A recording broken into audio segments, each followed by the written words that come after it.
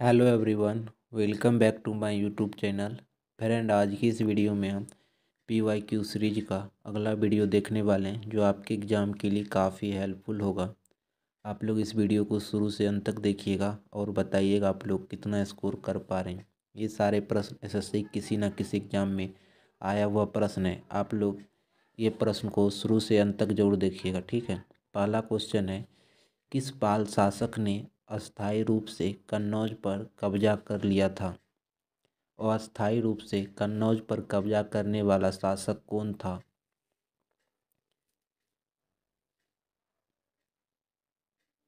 तो अस्थायी रूप से कन्नौज पर कब्जा करने वाला शासक जो था आपका, वो था धर्मपाल। कौन था? धर्मपाल था, ठीक। 2 नंबर है, बहमानी सल्तनत के संस्थापक कौन थे?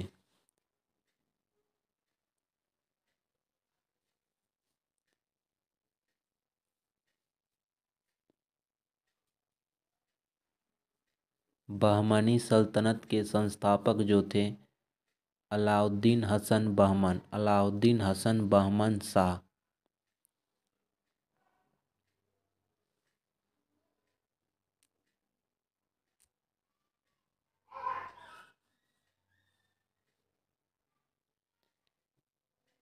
3 नंबर है, भारत का प्रायद्वीपीय पठार पहले किस महाद्वीप का भाग था? भारत का प्रायद्वीपीय पठार जो है पहले किस महाद्वीप का भाग था? काफ़ी बार पूछा जाता है ये प्रश्न कि प्रायद्वीपीय पठार जो है भारत का वो किस महाद्वीप का भाग था।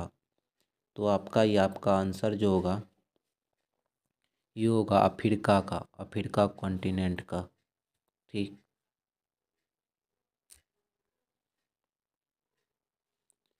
4 नंबर है, निम्नलिखित में से कौन सी उष्णकटिबंधीय पर्णपाती वन की सबसे प्रमुख प्रजाति है?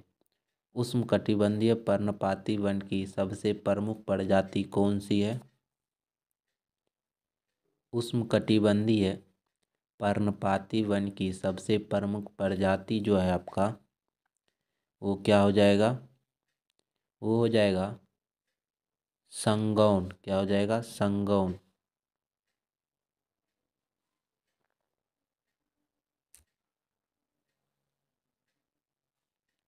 5 नंबर है, निम्नलिखित में से किसका संबंध हरित क्रांति से नहीं है? हरित क्रांति से नहीं है, किसका संबंध हरित क्रांति से नहीं है? तो हरित क्रांति से नहीं है, हरित क्रांति के जनक भारत में स्वामीनाथन, विश्व में नॉर्मन बोरलॉग। जब हरित क्रांति आया तो उस समय वित्त मंत्री कौन थे? चिदम्बरम। तो कौन नहीं है? पी चिदम्बरम नहीं है, चिदम्बरम सुब्रमण्यम है, पी चिदम्बरम नहीं है, ठीक है। याद रखिएगा, मोस्ट इम्पॉर्टेंट है। 6 नंबर है, ओलंपिक में पदक जीतने वाली पहली भारतीय महिला पहलवान कौन थी? ओलंपिक में पदक जीतने वाली पहली महिला भारतीय पहलवान कौन थी? तो पहली महिला भारतीय पहलवान जो थी आपका साक्षी मलिक, 2016 में जीती थी शायद।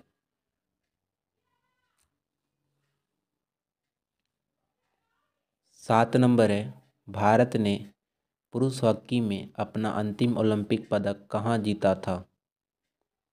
मार्च 2024 तक का बात हुआ है।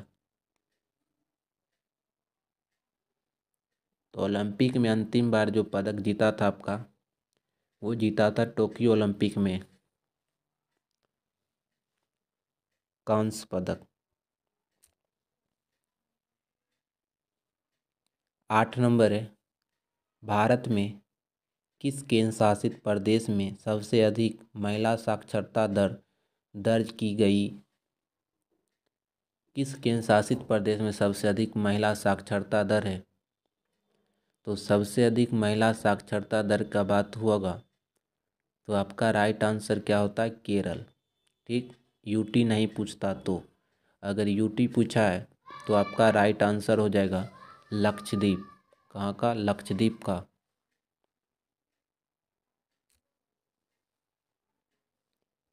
9 नंबर है, निम्नलिखित में से किस प्रकार की फसलें मानसून के मौसम के अंत के बाद बोई जाती है? मानसून के बाद कौन सा फसल बोया जाता है? मानसून जब समाप्त हो जाता है उसके बाद कौन सा फसल बोया जाता है? तो मानसून के बाद जो बोया जाता है आपका, वो बोया जाता है रबी फसल। रबी फसल के बाद जायद फसल, जायद फसल के बाद खरीफ फसल, इस तरीक़ा से एक चयन चलता है। ठीक है।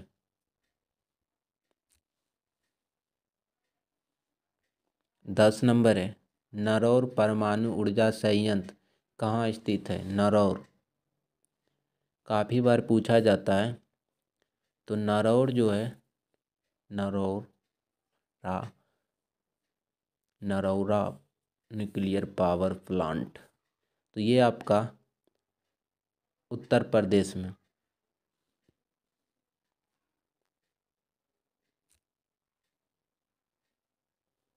11 नंबर है, उत्तरी मैदान का सबसे बड़ा भाग कौन सा है जो पुरानी जलोढ़ से बना है?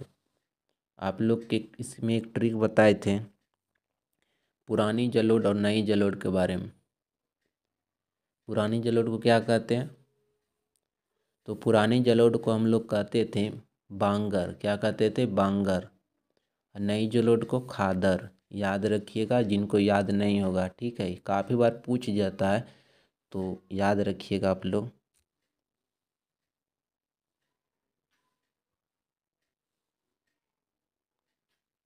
12 नंबर है, पारंपरिक डैश के संगीत में ठुमरी और अन्य लयात्मक गीत शैली शामिल है। पारंपरिक जो है संगीत में ठुमरी और अन्य लयात्मक गीत शामिल है। कौन से में लयात्मक गीत और ठुमरी शामिल है?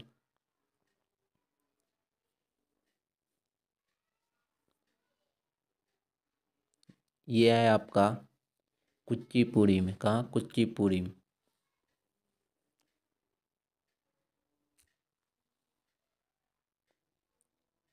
13 नंबर है, निम्नलिखित में से किस वर्ष में संविधान अधिनियम लागू हुआ था? किस वर्ष संविधान अधिनियम लागू हुआ था?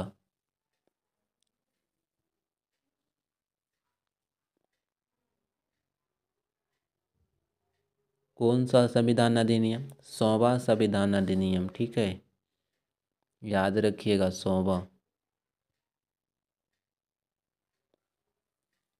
100वां संविधान अधिनियम जो लागू हुआ था आपका, वो कब हो गया था? 2015 में।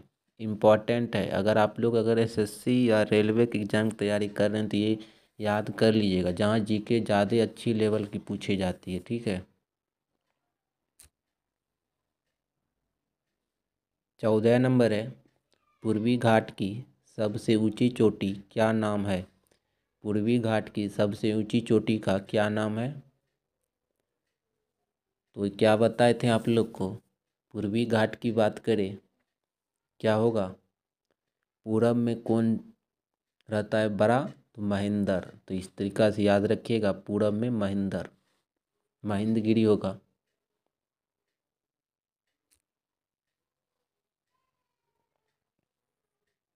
15 नंबर है, नागरिकता अधिनियम 1955 डैश से संबंधित नहीं है? किससे संबंधित नहीं है नागरिकता अधिनियम 1955?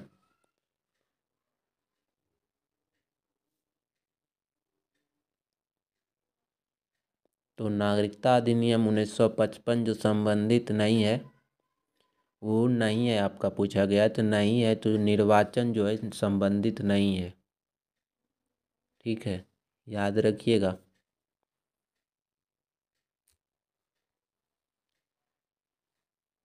16 नंबर है, भारत में सबसे पुराना फुटबॉल क्लब कौन सा है? भारत का सबसे पुराना फुटबॉल क्लब कौन सा है? तो भारत का सबसे पुराना फुटबॉल क्लब, क्या आंसर कीजिएगा आप लोग? तो सबसे पुराना फुटबॉल जो है आपका वो हो जाएगा कोलकाता FC।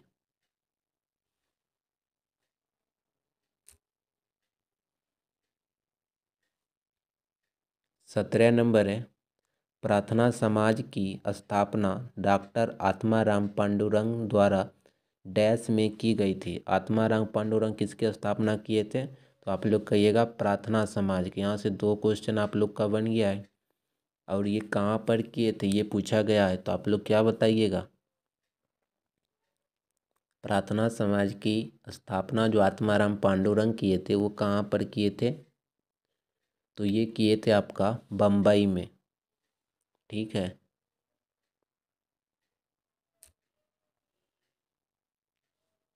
18 नंबर है, पश्चिमी विक्षोभ कहाँ से उत्पन्न होता है?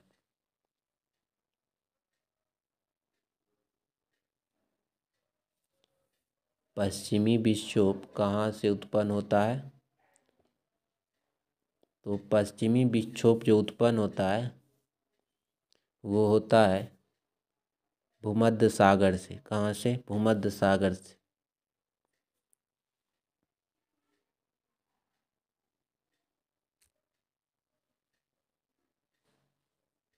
19 नंबर है, निम्नलिखित में से किस राज्य से संबंधित भवई नृत्य है? भवई नृत्य के बारे में एक बार और पहले मैं बता चुका हूँ। जो भी दोस्त नृत्य का वीडियो नहीं देखे हुए, चैनल पर डाला हुआ है, 2 वीडियो डाला हुआ, वो जाके देख सकते हैं। 10 से 15 मिनट का होगा, आप लोग जाके देख सकते हैं। ठीक है। तो भवई नृत्य का संबंध जो है आपका वो है राजस्थान से। भवई राजस्थान।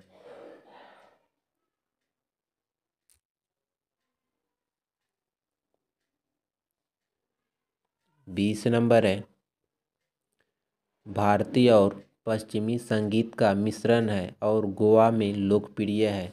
भारतीय और पश्चिमी संगीत का मिश्रण है और गोवा में लोकप्रिय है। कौन सा नृत्य है जो भारत और पश्चिम संगीत का मिश्रण है? तो भारतीय और पश्चिमी संगीत का मिश्रण जो है आपका वो हो जाएगा आपका मांडो। क्या हो जाएगा? मांडो। याद रखिएगा, मांडो जो है भारतीय और पश्चिमी संगीत का मिश्रण है। ठीक। अगर आप लोग को ये वीडियो पसंद आया हो तो वीडियो को लाइक कर दीजिएगा, दोस्तों के साथ शेयर कर दीजिएगा। जो भी दोस्त नए जुड़े हैं चैनल को ज़रूर सब्सक्राइब कर दें, क्योंकि इससे मुझे भी मोटिवेट मिलता है। तो ज़रूर सब्सक्राइब कर सकते हैं। डेली इस पर वीडियो डाला जाता है तो आप लोग सब्सक्राइब कर सकते हैं। जय हिंद, जय भारत।